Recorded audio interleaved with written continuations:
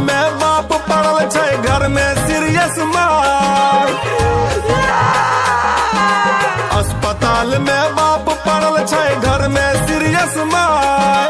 डॉक्टरवा भर्तियों ने लै छै, डॉक्टरवा भर्तियों ने लै छै। दर्द से डिकरे भाई ऑक्सीजन खातिर, ऑक्सीजन खातिर तड़पी रहल हमर सब परिवार छै।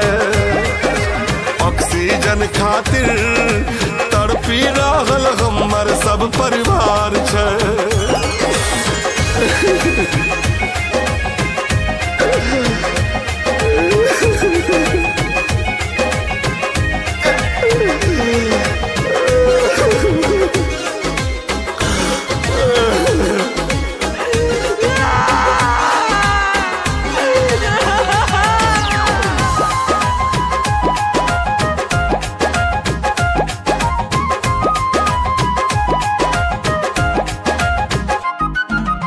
एम्बुलेंस वाला मांगे रुपया 30,000।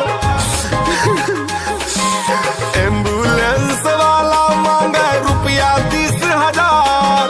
कहाँ से करिए इतना पैसा, कहाँ से करिए इतना पैसा के हमें जोगाड़। ऑक्सीजन खातिर, ऑक्सीजन खातिर मचल पूरे देश में हाहाकार छै। ऑक्सीजन खातिर मचल पूरे देश में हाहाकार छै।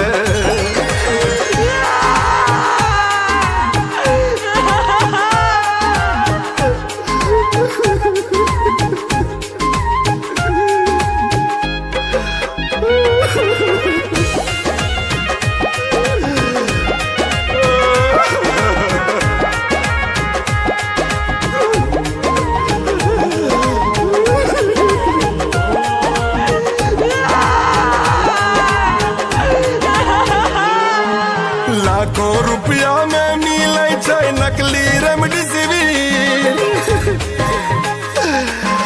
लाखों रुपया में मिले छै नकली रेमडेसिविर। माय बाप के लेके चला, माय बाप के लेके चला जैते कहाँ आखिर। ऑक्सीजन खातिर, ऑक्सीजन खातिर छायल देश में सगरो भ्रष्टाचार छै। ऑक्सीजन खातिर छायल देश में सगरो भ्रष्टाचार छै।